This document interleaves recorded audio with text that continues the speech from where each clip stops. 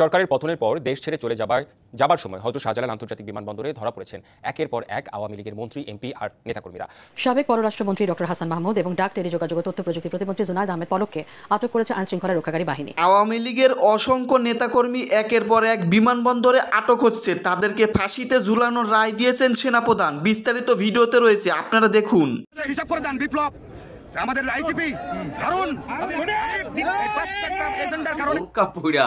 রাতের আধারে এক একটারে দেশ ছাড়তে হয়েছে, পালিয়ে বেড়াচ্ছেন, আশ্রয় খুঁজছেন যে কিভাবে তারা তাদের জীবনটা রক্ষা করবেন। আসসালামু আলাইকুম সম্মানিত দর্শক শ্রোতা। শেখ হাসিনা দেশ থেকে পালানোর পরে তার এমপি মন্ত্রীরা দেশ থেকে পালানোর পথ খুঁজে পাচ্ছে না। বিমানবন্দরে একের পর এক আওয়ামী লীগের এমপি মন্ত্রীদের আটক করা হচ্ছে। একটু আগেই জুনায়েদ আহমেদ পলক, তথ্য প্রতিমন্ত্রী এবং পররাষ্ট্রমন্ত্রী হাসান মাহমুদ, তাছাড়া আরাফাত, আওয়ামী লীগের অসংখ্য নেতাকর্মী একটু পরপরই আটক হচ্ছে বিমানবন্দরে। আরও অনেকে পালিয়ে গেছে, তাদেরকে দেশে আনার জন্য চেষ্টা করা হচ্ছে। আর যাদেরকে ইতিমধ্যে গ্রেপ্তার করা হয়েছে বিমানবন্দর থেকে, তাদেরকে ফাঁসিতে ঝুলানো হবে, এমনই কথা বলেছেন সেনাপ্রধান। যাই হোক, এই সম্পর্কে বিস্তারিত ভিডিও ক্লিপ রয়েছে, কাদেরকে আটক করা হলো আর কাদেরকে এখনো আটক করা হয়নি, আটক করা হবে বিমানবন্দর থেকেই, তারা দেশ থেকে এখনো পালাতে পারেনি। তো বেশি কথা না বাড়িয়ে চলুন আমরা ভিডিও ক্লিপে চলে যাই, আপনারা ভিডিওটি দেখতে থাকুন। মাত্র গেল 10 দিন আগেই সাদ্দাম বলেছিল যে একদিন, 2 দিন, 3 দিন আলোচনা চলবে, তারপরে তোমরা কোথায় যাবা। প্রত্যেকটা ছাত্রছাত্রী যারা আন্দোলনে অংশগ্রহণ করেছে তাদের ধৈরা টার্গেট কইরা বিচার করবে। পাশাপাশি শামীম ওসমান কথায় কথায় তিনি বলতেন যে খেলা হবে। সর্বশেষ যখন আমরা যতটুকু আপডেট করেছিলাম যে শামীম ওসমান পালিয়েছে, তখন তার ছেলে আয়মান ওসমান সে লাইভে এসে বলছিল যে এটা কোথায়। তো আজকে আসুন দেখি কোথায়, কিভাবে বোরকা পইরা রাতের আধারে এক একটারে দেশ ছাড়তে হয়েছে। দর্শক, এ পর্যন্ত দেশ ছেড়ে পালিয়েছেন আওয়ামী লীগের যেসব নেতাকর্মীরা, অধিকাংশগুলাই এই মুহূর্তে কিন্তু ভারতে পলাইছে। আমি আমার প্রথম ভিডিওতে বলছিলাম যে সীমান্ত দিয়া, অরক্ষিত সীমান্ত স্বাভাবিকভাবে, আর এদের কাছে বান্ডেল এক আমির হোসেন আমুর বাসাতে 5 কোটি টাকা, বিলিয়নস অফ ডলার পাওয়া গেছে। তো বাকিদের কি অবস্থা? লাগেজ ভর্তি টাকা ছিল। আর বাঙালি জাতি টাকা দেখলে অনেক কিছু ভুলা যায়। যাই হোক, বোরকা পরে রাতের আধারে অনেকে দেশ ছেড়া পালাইছে, আবার অনেকেই এই কারফিউ চলাকালীনই কিন্তু পালাই চলে গেছিল, এখন নাম চলে আসছে। আপনার শেখ হাসিনার দেশ ছাড়ার আগেই দেশ ছেড়েছিল বাংলাদেশ ছাত্রলীগের সভাপতি সাদ্দাম হোসেন, বাংলাদেশ ছাত্রলীগের সাধারণ সম্পাদক শেখ ওয়ালি আসিফ ইনাম, ঢাকা বিশ্ববিদ্যালয় শাখা ছাত্রলীগের সভাপতি মাজহারুল কবির সায়ন ও সাধারণ সম্পাদক তানভীর হাসান। তথ্যসূত্র বলছে যে এরা প্রত্যেকেই আপনার যদি দেখি যে সোমবার সিলেট সীমান্ত দিয়ে এরা কিন্তু দেশ ছেড়েছে। আর ক্ষমতাসীন দলের ছাত্র সংগঠনটির ঘনিষ্ঠ একটি সূত্র এই তথ্য দিচ্ছে, ছাত্রলীগেরই এখন অনেকেই বাংলাদেশে আছে যারা, তারা কিন্তু এই তথ্যগুলা দিচ্ছে। এখন বলা হচ্ছে সাদ্দাম সহ যারা আছে তাদের যেন চেহারা না চিনে, সেই জন্য তারা বোরকা পরে আপনার সোমবার রাতেই কিন্তু পরিস্থিতি খারাপ ছিল। হঠাৎ করে যখন কারফিউটা ঘোষণা করা হলো, বেসিক্যালি এটা ছিল আওয়ামী লীগের অনেক নেতা, এমপি, মন্ত্রী যারা আছে বা প্রশাসনের সচিব, আমলা, আরো যে লুটেরাগুলা ছিল লাইক মতিউর টতিউর, এগুলো দেখেন এখন শুনবো আমরা পালাই গেছে। তো এরা কিন্তু এই কারফিউ চলাকালীন বিশেষ প্রটোকলে এরা কিন্তু ভাইগা গেছে। তার মানে আমরা যখন দেখেছি, কালকে আমি একটা ভিডিও দিয়েছিলাম যে বিশেষ প্রটোকলে এয়ারপোর্টে এরা কারা, আমরা বলছিলাম যে বলা হচ্ছিল শেখ রেহানার কথা, কিন্তু পরে দেখলাম তিনি গণভবন থেকে গেছেন। বাকিরা এই যে বিভিন্ন যারা লুটপাটকারী আছে এরা কিন্তু ভেগে গেছে। নারায়ণগঞ্জের সদস্য শামীম ওসমানও ভাগছে। আচ্ছা, আইন মন্ত্রণালয়ের একজন উপসচিব বলছেন আইনমন্ত্রী আনিসুল হক তার মোবাইল ফোন দুটি বন্ধ করে দেশ ত্যাগ করেছেন।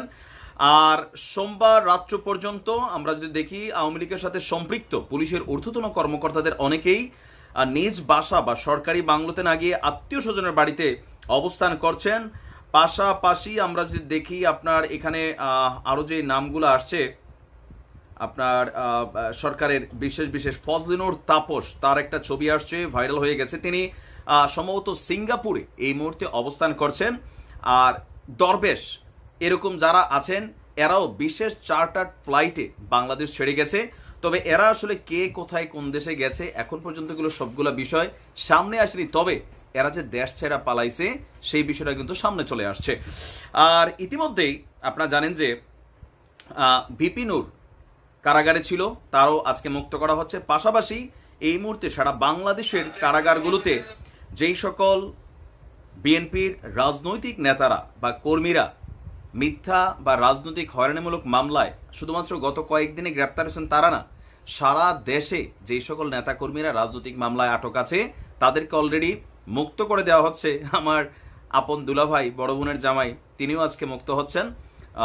গেল সপ্তাহে তাকেও তুলে নেওয়া হয়েছিল রিজনে, যে ফেসবুকে কথা বলা সহ অনেক কিছু, এগুলা অনেক সময় বলবো। তো যাই হোক, এই মুহূর্তে আমি সবচেয়ে ধন্যবাদ দিই সেনাবাহিনীকে আরও একটা কাজের জন্য, যে গণভবনের নিয়ন্ত্রণ সেনাবাহিনী নিয়েছে।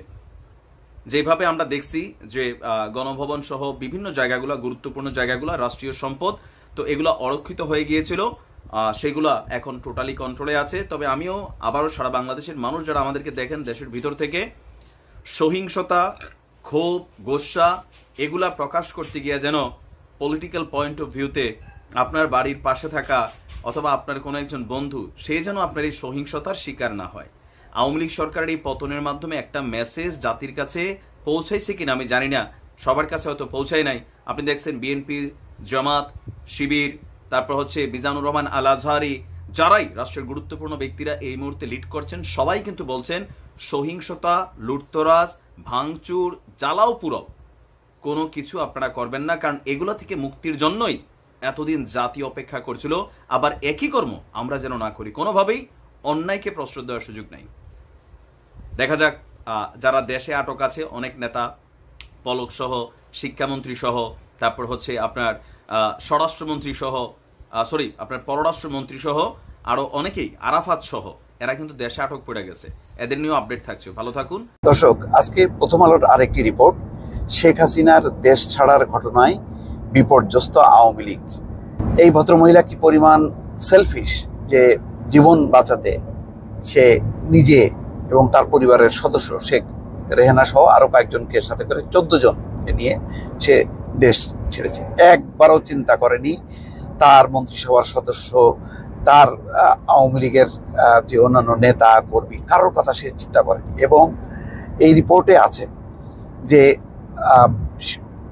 মানে তার যারা ঘনিষ্ঠ মন্ত্রিসভার সদস্য বা ঘনিষ্ঠ নেতা কেউ গুনাহ করে টের পারেনি, মানে তারা টেরই পাননি যে এইভাবে শেখ হাসিনা পালাতে পারেন। কেননা সবসময় সে বলেছে যে সে জীবন দিয়ে হলেও সে ক্ষমতায় থাকবে এবং সে কোনোভাবে ক্ষমতা ছাড়বে না, জামাত বিএনপির কাছে ক্ষমতা ছাড়বে না বা জামাত বিএনপিকে ক্ষমতায় আসতে দেবে না। সেই কারণে সে বুকে রক্ত দিতে প্রস্তুত। এমন কথা বলে বলে তার নেতা কর্মীদেরকে এমনভাবে সে উদ্বুদ্ধ করেছে যে শেষ মুহূর্তে যখন কি হঠাৎ করে সে চলে যায়, তখন তার এই যে মন্ত্রীরা, তার অন্যান্য দলের শীর্ষ নেতারা এবং এমপিরা এখন তারা বিপর্যস্ত। এখন তারা পালিয়ে বেড়াচ্ছেন, আশ্রয় খুঁজছেন যে কিভাবে তারা তাদের জীবনটা রক্ষা করবেন। এই হচ্ছে শেখ হাসিনার নেতৃত্ব। অনেক বেশি বড়াই করতেন, আমি বঙ্গবন্ধুর কন্যা, হ্যাঁ, আমি কখনো মানুষের সাথে বেইমানি করব না। সে তার নিজের দলের সঙ্গে বেইমানি করে দেখিয়ে দিল যে সে তার নিজের জীবনটা শুধু রক্ষা করলো। ভারত তাকে এই সুযোগটা দিল যে শেখ হাসিনা যাতে পালিয়ে ভারতে আসতে পারে। এখন এই রিপোর্টে বলা হচ্ছে জনরোষের মুখে শুধু পরিবারের সদস্যদের নিয়ে শেখ হাসিনার দেশ ছাড়ার ঘটনা মানতে পারছেন না আওয়ামী লীগের শীর্ষ পর্যায়ের নেতা ও মন্ত্রীরা। তারা বলছেন তিনি দেশ ছেড়ে যদি যাবেনই তাহলে শেষ মুহূর্তে দলের নেতা কর্মীদের কেন আন্দোলনকারীদের মুখোমুখি দাঁড় করালেন। সত্য তাই, একেবারে যখন নাকি ঢাকা দখল হয়ে যাচ্ছে তখনও সে উস্কানি দিচ্ছে যে সে প্রতিরোধ করবে এবং দলের নেতাদেরকে নির্দেশ দিচ্ছে। এবং আগের দিন যেই ব্লাডশেডটা হলো, আগের দিন, বিজয়ের আগের দিন, সে এইটা দলকে নির্দেশ দিয়েছে সে যে যেভাবে প্রতিরোধ করতে হবে। তখন দলের নেতা কর্মীরা অস্ত্র শস্ত্র নিয়ে প্রতিরোধ করার চেষ্টা করেছে, পারেনি। তখনও বলেনি যে তোমরা এখন নিরাপদে চলে যাও, অথচ তখন তার বিদায়ের ঘন্টা বেজে গেছে। প্রধানমন্ত্রীর পদ থেকে পদত্যাগ করে শেখ হাসিনা দেশ ছেড়ে চলে যাওয়ার পর তার মন্ত্রিসভার 6 জন সদস্য কেন্দ্রীয় কমিটির 5 নেতার সঙ্গে ফোনে কথা হয়। তারা জানান শেখ হাসিনা সোমবারই দেশ ছাড়বেন এটা ঘুণাক্ষরেও বুঝতে পারেননি। এছাড়া তিনি পদত্যাগ করতে পারেন এমন কোনো ইঙ্গিতও দেননি। শেখ হাসিনা দেশ ছাড়বেন দুপুরের দিকে বিভিন্ন মাধ্যম থেকে এমন খবর শোনার পর মন্ত্রিসভার সদস্য দলের নেতাকর্মীরা অনেকটা হতবিহ্বল হয়ে পড়েন। এরপর মন্ত্রিসভার অধিকাংশ সদস্য নেতাকর্মী নিরাপদ আশ্রয় খুঁজতে থাকেন। অবশ্য পরিস্থিতির কারণে দু একজন রোববার রাতে ও গতকাল সকালে দেশ ছেড়েছেন। পরিবারের সদস্যদের আগেই দেশের বাইরে পাঠিয়ে দিয়েছেন। সংশ্লিষ্ট সূত্র জানায় যে সড়ক পরিবহন মন্ত্রী ওবায়দুল কাদের, বস্ত্র পাট মন্ত্রী জাহাঙ্গীর কবির নানক, পররাষ্ট্রমন্ত্রী হাসান মাহমুদ, স্বরাষ্ট্রমন্ত্রী আসাদুজ্জামান খান কামাল, শিক্ষামন্ত্রী মহিবুল হাসান ও তথ্য প্রতিমন্ত্রী মোহাম্মদ আরাফাত, পানি সম্পদ মন্ত্রী আব্দুর রহমান সহ বেশিরভাগ মন্ত্রী ও কেন্দ্রীয় নেতা দেশেই ছিলেন। গতকাল সন্ধ্যার পর কারো কারো মুঠোফোন খোলা ছিল, তবে বিকেলের দিকে ওবায়দুল কাদের, জাহাঙ্গীর কবির সহ অনেকের ফোন বন্ধ পাওয়া যায়। তারা হয় নিরাপদ আশ্রয় চলে গেছেন অথবা বিদেশে যাওয়ার চেষ্টায় ছিলেন। জাতীয় সংসদের স্পিকার শিরিন শারমিন চৌধুরী সংসদ এলাকাতেই গতকাল দুপুর পর্যন্ত ছিলেন বলে সংসদ সচিবালয় সূত্র জানা গেছে। এরপর তিনি কোথায় গেছেন তা কেউ বলতে পারে না। বিকেলের পর তার মুঠোফোন বন্ধ। মন্ত্রিসভার সদস্য কেন্দ্রীয় নেতারা জানান, জনরোষের মুখে সবাইকে রেখে শেখ হাসিনার দেশ ছাড়ার ঘটনায় তারা হতাশ, বিপর্যস্ত এবং ভেঙে পড়েছেন। তারা মনে করেন শেখ হাসিনার একের পর এক ভুল সিদ্ধান্ত এবং জেদের কারণে দল ও নেতাকর্মীরা বিপদে পড়েছেন। তিনি নিজের পরিবারের সদস্যদের নিরাপত্তা নিশ্চিত করলেও অন্যদের রেখে গেছেন বিপদে। আওয়ামী লীগ নেতারা বলেন, শেখ হাসিনার বোন শেখ রেহানা গত রোববার সকালে দেশে আসেন। গতকাল তাকে সঙ্গে নিয়েই দেশ ছাড়েন শেখ হাসিনা। আর শেখ হাসিনার মেয়ে সাইমা ওয়াজেদ আগে থেকেই ভারতে অবস্থান করছেন। ছেলে সজীব ওয়াজেদ জয় দেশের বাইরে থাকেন। শেখ রেহানার ছেলে রেদওয়ান মুজিব সিদ্দিক ববি আগেই দেশ ছেড়েছেন। তো এই হচ্ছে মানে শেখ হাসিনার নেতৃত্ব। শেখ হাসিনা তার দলের নেতাদের বিপদে ফেলে নিজের জীবন বাঁচিয়ে পালিয়ে গেছেন। একেবারেই মানে কাপুরুষোচিত এই ঘটনা।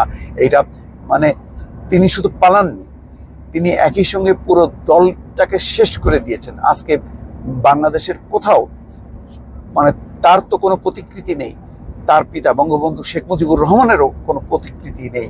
একেবারেই মানে এই আওয়ামী লীগের আবার ফিরে আসা এটা একটা অসম্ভব বিষয়। আমি মনে করি এখন যে দাবি জনগণের মধ্যে আইন করে এই আওয়ামী লীগের নাম মুছে ফেলা এবং নিষিদ্ধ করা, কেননা গণহত্যার দায়ে অভিযুক্ত হচ্ছে এই দল আর মানুষের রক্ত লেগে আছে শেখ হাসিনা। ফলে শেখ হাসিনার রাজনীতিতে ফিরে আসা, দল হিসেবে আওয়ামী লীগের অস্তিত্ব বাংলাদেশের মাটিতে আর খুঁজে কখনো পাওয়া যাবে কিনা যথেষ্ট সন্দেহ আছে। সম্মানিত দর্শক শ্রোতা, আপনারা বিস্তারিত ভিডিওতে দেখতে পারলেন আওয়ামী লীগের সকল এমপি, মন্ত্রী, কর্মীরা একের পরে এক বিমানবন্দর থেকে আটক হচ্ছে। তাদেরকে আটক করার পরে হেফাজতে নিয়ে তাদেরকে ফাঁসিতে ঝুলানো হবে, এমনই কথা বলেছেন সেনাপ্রধান। কারণ তারা দেশে এতদিন অনেক অন্যায় কাজ করেছেন। আওয়ামী লীগের কিন্তু এখন আর কোনো দিকে পালানোর পথ খুঁজে পাওয়া যাচ্ছে না। যাই হোক, এই সম্পর্কে আপনাদের কোনো মতামত থাকলে ভিডিওর কমেন্ট বক্সে জানিয়ে দিতে পারেন ঝটপট এখনই। সকলেই ভালো থাকবেন।